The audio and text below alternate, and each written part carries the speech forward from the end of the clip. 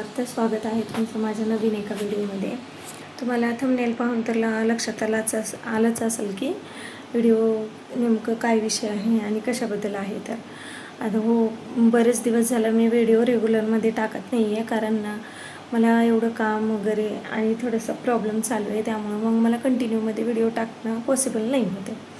तर मग मेन विषय सांगते मी तुम्हाला, व्हिडिओ कशासाठी बनवते. तर कालची लाईव्ह सगळ्यांनी पाहिली, आदित्यताईची लाईव्हमध्ये वगैरे. पुन्हा पर्सनली म्हणजे मला व्हॉट्सअपला पण मेसेज आला होता करिश्माचा की मयांकचा वाढदिवस आहे उद्या, तर वाढदिवसाला या म्हणून इन्व्हिटेशन दिलं होतं तिनं. पण ते म्हणतात ना, आपल्या नशिबातच काही नसते तसं. आता तुम्ही म्हणसाल याच्यात नशिबाचं काय आहे, पण असं आहे ना की मागच्या वेळेला पण मला जायचं होतं, माझं पण काम होतं आणि प्लस मला तिला भेटायचं पण होतं. तिची एवढी तब्येत खराब होती, मी भेटले नाही तिला जाऊन, असंच फक्त फोनवर बोलणं हे ते. पण मला तिथे जाऊन भेटणं नाही झालं तिला. आणि त्याच्यानंतरला मग आत्ता बड्डेला पण जायचं होतं मला, पण थोडंसं ऑफिसमध्ये काम निघालं, त्यामुळं मी नाही जाऊ शकले, कारण मला सुट्टी नाही भेटली. आणि कसं आहे माहिती आहे का, सुट्टी एक दिवसाची काही घेऊ शकतं माणूस, पण अख्खं ऑफिस सरांनी माझ्या जीवावर सोडलेलं आहे. तर सर नसल्यामुळं त्यांच्या ॲब्सेन्समध्ये सगळं सांभाळायचं, करायचं. एक ते आपल्याला असतं ना की जबाबदारी दिलेली आहे, बाबा काही करा, जबाबदारी पार पाडा. मी सरांना फोन केला होता आज, तर मला उद्या सुट्टी पाहिजे. तर सर माझे असं बोलले की मॅडम आत्ताच सुट्टी नका घेऊ तुम्ही, आणि मी आल्याच्या नंतरला मग तुम्हाला सुट्टी घ्यायची तर तुम्ही सुट्टी घेऊ शकता, 2 दिवस जा, 1 दिवस कशाला 2 दिवस जा, पण सध्याला नका जाऊ. कारण आमच्या थोडंसं कंपनीचं पेमेंटचा इश्यू झालेलं आहे, काहीतरी ते PFचं वगैरे, काय GSTचं काहीतरी थोडंसं झालेलं आहे प्रॉब्लेम. मी एवढं डीपमध्ये नाही सांगू शकत त्या गोष्टी.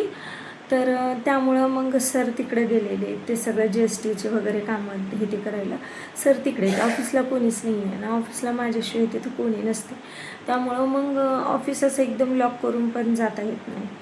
म्हणून मला सरांनी बोलले की नाही मॅडम, मी 2 दिवसांनी येणार आहे, आल्याच्या नंतरला तुम्ही जा, 1 दिवस कशाला 2 दिवस सुट्टी घ्या. मग आता सरांनी एवढं म्हणल्यानंतर आपल्याला चांगलं नाही वाटत जायला. आणि ते पण विषय. आणि मेन म्हणजे काय आहे माहिती आहे का, मी आत्ताच जॉबला लागली. 1-1.5 महिना मी घरामध्ये बसून होते, तुम्हाला तर माहितीच आहे माझी तब्येत खराब होती. त्यामुळं मग म्हणलं जाऊ दे, आपण एवढं हे केलेलं नाही आहे. आणि तसं मी तिला सांगितले, करिश्माला व्हॉट्सअपला मेसेज केला होता, तिचा फोन लागत नव्हता म्हणून, की मला असा प्रॉब्लेम आहे, तर मी पॉसिबल नाही आहे म्हणलं उद्याचं.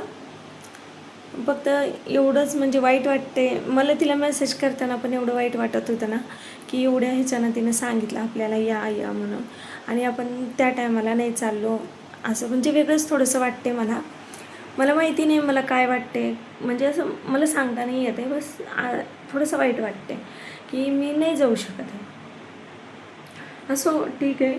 तर मला करिश्माला सॉरी म्हणायचं आहे की तू एवढ्या प्रेमानं मला बोलवलं होतं, तर माझं येणं पॉसिबल नाही होतं आहे, त्याबद्दल सॉरी करिश्मा.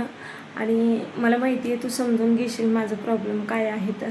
आणि बाकीच्या पण गोष्टी आहेत, मला मम्मीला घरामध्ये म्हणजे कोणाला तर घरी आणून सोय करावं लागते, म्हणजे कुणाला तर घरी मम्मीजवळ ठेवून मग मला गावाला जावं लागते. तर माझ्याकडं आता सध्याला इथं राहायला पण कोणी नाही आहे, त्यामुळं मग कसं मम्मीला एकटीला नाही सोडू शकत मी इथं, कारण तिची तब्येत वगैरे ठीक नसते, पुन्हा इथं कोणी नाही आहे, त्यामुळे सगळ्या गोष्टी आहेत. म्हणून मग बस मला एवढंच म्हणायचं आहे की मी हा व्हिडिओ स्पेशली करिश्मासाठी बनवलेला आहे आणि मयांकसाठी. मयांकला वाढदिवसाच्या खूप खूप शिवमय शुभेच्छा. आई तुळजाभवानी ना तुझे प्रत्येक स्वप्न पूर्ण करो, आणि तू खूप यशस्वी हो, खूप पुढे जाऊ, तुझी प्रकृती एकदम चांगली राहो, तुला उदंड आयुष्य लाभो. माझ्याकडनं तुला वाढदिवसाच्या खूप खूप शुभेच्छा. आणि करिश्मा, तुला एवढंच सांगते मी की सॉरी यार, खरंच ना, मी म्हणजे प्रयत्न केला मी, पण पॉसिबल नाही आहे. आणि सरांनी तेवढं म्हणल्यावर मी म्हणजे असं नाहीच, मला जायचंच आहे असं नाही म्हणू शकत, कारण तर तुला माहितीच असतं जॉब करायचं म्हणलं की किती हे आहे. त्यामुळं बस मी फक्त व्हिडिओ याच्यासाठीच बनवलेला आहे की सॉरी मी नाही येऊ शकत आणि मयंकला वाढदिवसाच्या खूप खूप शुभेच्छा. आणि सर आल्याच्या नंतरला मी लगेच तिकडे येणार आहे. आणि असं नाही की फक्त वाढदिवसाला म्हणून, तू जशी आजारी पडलीस ना तसं मला तुला भेटायचं होतं, मला तुला आमोरासमोर बघायचं होतं. कारण कसं असतं माहिती आहे का, असं व्हिडिओमध्ये पाहणं, व्हिडिओ कॉलवरती पाहणं किंवा फोनवरती बोलणं याच्यावरनं तब्येतीचा अंदाज येत नाही आहे एवढा. पण मला खरंच असं मनातून वाटत होतं की नाही ही एवढी आजारी पडली आहे, मला जाऊन तिला भेटायचं आहे.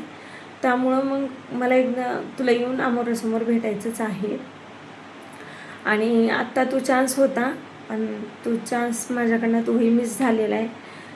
तर ठीक आहे, तेच मला सॉरी म्हणायचं होतं तुला. आणि सर आल्याच्या नंतरला मी नक्कीच येईन. आणि आता सध्या म्हणतात ना, खरं आपण प्लॅनिंग करतो, सगळ्यांना सांगतो मला जायचं आहे आणि ते काम बिघडतं. खरंच म्हणजे आता मी न सांगता येणार आहे तुझ्याकडं, त्याबद्दल मला माफ कर तू. मी आत्ता नाही येऊ शकत आहे.